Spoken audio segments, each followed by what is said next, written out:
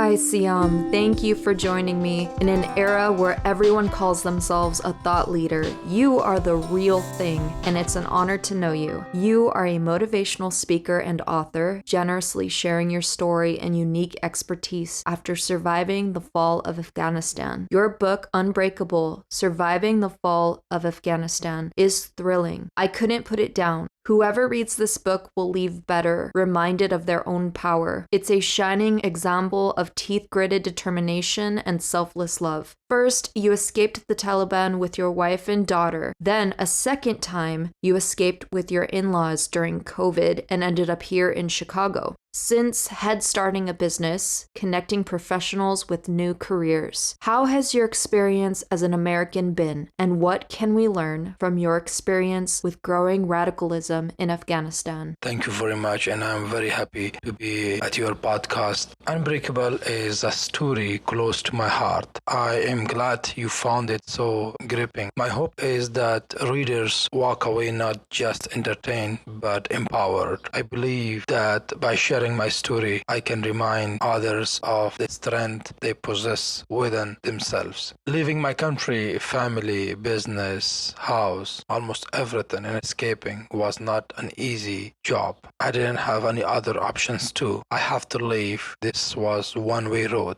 So when I left, after 6 months, I reached to Chicago. On the way, I was in a military base with the U.S. Army in Fort McCoy, Wisconsin. I was not allowed to go outside. I wrote 3 books there. And one of them that we are talking about is Unbreakable. Finally, I reached to Chicago, and Chicago has welcomed me. It is a city that thrives on resilience and innovation, a perfect fit for someone who has had to rebuild their life from the ground up, especially twice. Life in the US, everything is new. Culture, people, language, almost geography, everything is new and starting from scratch and doing this hard work, doing Amazon deliveries and working with low-level positions and then go up.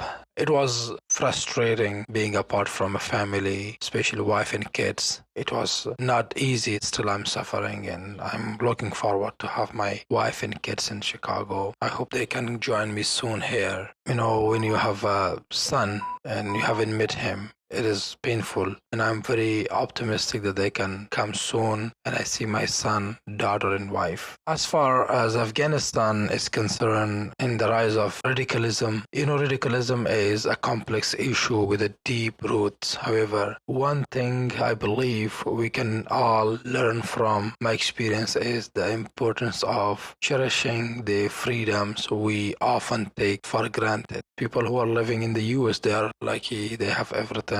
They have their personal freedom. They have access to resources. They can get a job. They can go to school. They can study. They can do whatever they want until they don't harm anyone. So you are free. Perhaps most importantly, my story highlights the power of human connection, because you mentioned about my business in the US and my life in the US. So building a business here in Chicago that connects people with new careers is my way of giving back. I believe that when we help each other find purpose and fulfillment, we all benefit.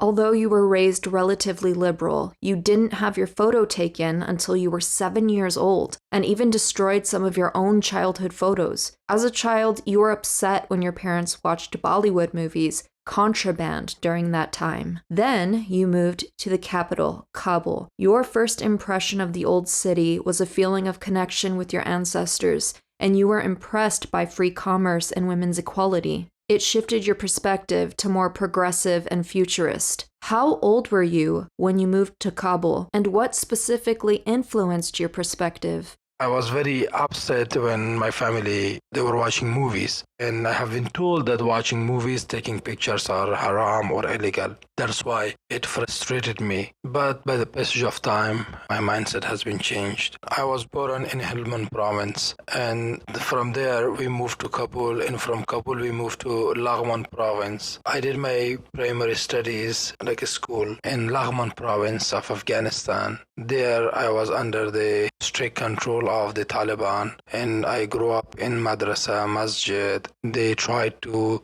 only teach us the Islamic in Arabic culture and studies. We were not allowed to study about the science and development. Then we moved to Jalalabad. I completed my school there. Then I passed the Concours government entry exam to the universities. If anyone can pass that, they can get the scholarship to study in the government school. I passed the exam and I admitted to law school. I completed my bachelor's degree and then I moved to Kabul. Before that, when I was in Jalalabad, I started learning English language. Then I went to computer school. Then I started following some international organizations to attend the workshops, trainings, conferences. That changed my mind in being a very religious person, then changing my mind to be an open person that can analyze different things, working with the international community and understanding the human rights, women's rights.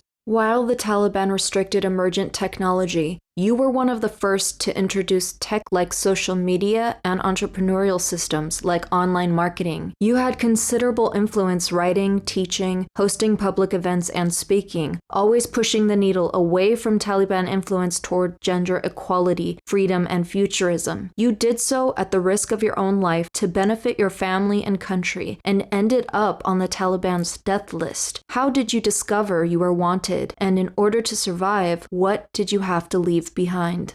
I had an interview with Radio Free Europe, and it is a very famous radio in Afghanistan. So I was a media analyst. I involved in more political issues. Suddenly, I got a call. They give me a warning to death. They told me that they know my house, they know where I live, they know what I study, where I go school, everything. They told me everything about my life, and they warned me. That call changed my life. I shift my mindset from political issues to business issues. And after a few days, I left the state to go to another state, into Kabul. It had ups and downs and it was not easy. And then when I started working with the government, with the World Bank, with the US, and also with the Afghanistan Chamber of Commerce, getting involved more in media, conducting big events, working for democracy, women's rights, human rights, that put my life in danger. I was receiving calls and also threats directly, indirectly. The Taliban will harm us, especially the people who work with the government or in the top positions or with the international organizations. So what I did, I was always changing my house from one place to another place, from the other place to other place. The longest time that I lived somewhere was 1 year.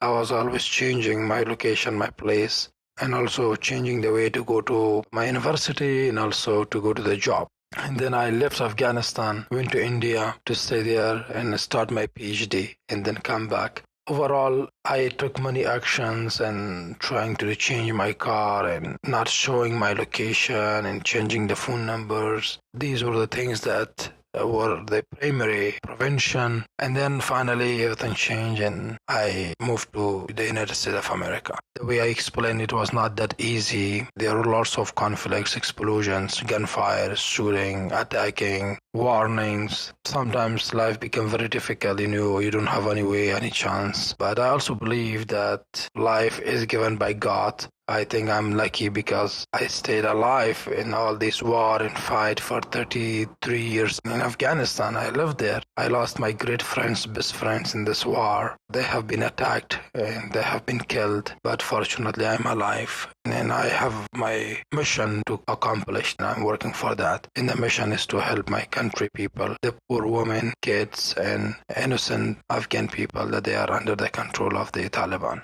Under extremist rule, cell towers and phone poles were knocked down, television stopped, prices increased. You had to destroy your own billboards advertising your businesses and likeness to avoid recognition. Even now, women are afraid to leave home, the economy suffers, social life is suppressed, and there's a mental health epidemic. Can you tell me about Afghanistan before Taliban rule?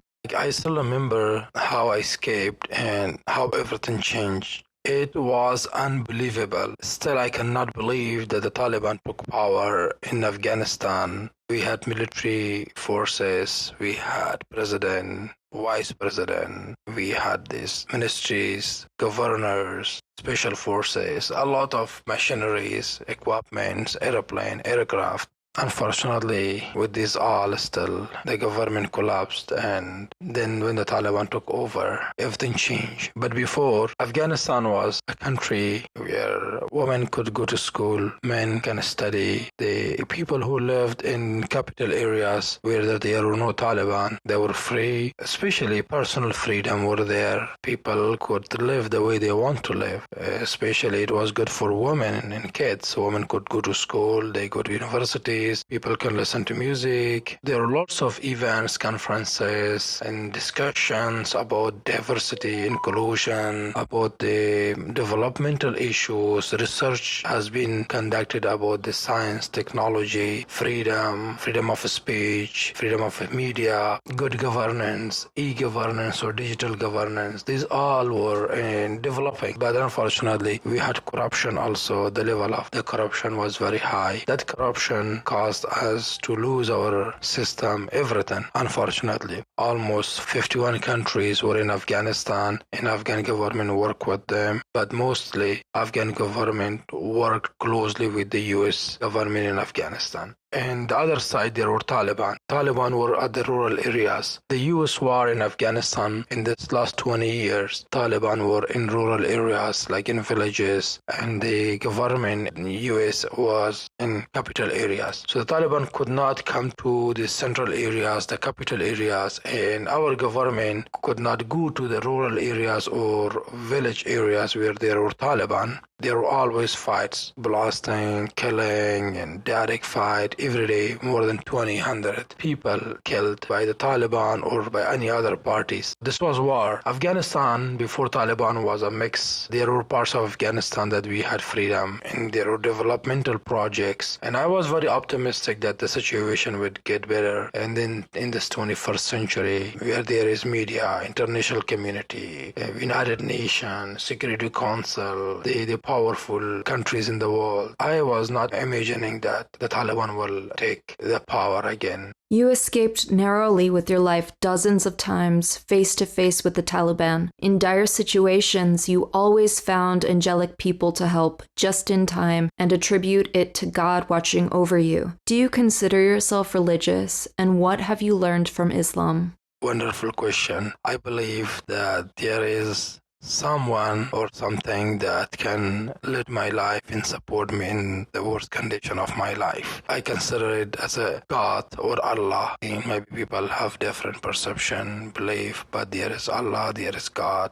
and I believe in that. And I think that we need to have a specific belief. I'm a Muslim and I grew up in that society. Islam is the religion of peace. People have different understanding. I did my studies in this Islamic studies. I did my bachelor's, master's, and the focus were more in Islamic studies. Islam, when you say assalamu alaikum mean peace be upon you. They say that, okay, God bless you, like you are safe. They send the happiness message. We call Islam is the religion of akhwat. Akhwat mean brotherhood and sisterhood. This is the religion of peace. If people understand Islam deep and they know about the values and the judgment, they will love it. People who present Islam like Taliban, that is not the real Islam. So I consider myself a religious person, but I'm not a preacher and not mullah or something like that. I'm a normal person that believe there is a God. That's why you mentioned all the problems happen in my life. It happened also that once or many times that all the doors close on me, but still there is a way that my problem has been solved. Miracle happened or anything you name it, that I believe in that. When you reunite with your family, what's the first thing you want to do together? That would be a fantastic moment of my life to reunite with my family, wife and kids. I don't know how I handled that, but I would be very happy. And one thing that I will do nothing. I will stop my working. I will stay with my family, with my wife and kids, and I will spend time with them. I will show them different parts of Chicago and the US, and we will travel and go around. My daughter, she thought that I have Lamborghini. Lately, she figured out that I don't have Lamborghini. I'm not that rich. When she come here, I'm going to rent a Lamborghini if I can find it. So then I will give her a tour. I would like to be with my family. This is crazy. People who have family, they don't know about their values. In relationship, they don't know about the value of their relationship. They try to separate. But there are people that they love to reunite with each other, but they cannot. They have problems. I would love to have my family here as soon as we can, and that will be the great moment of my life.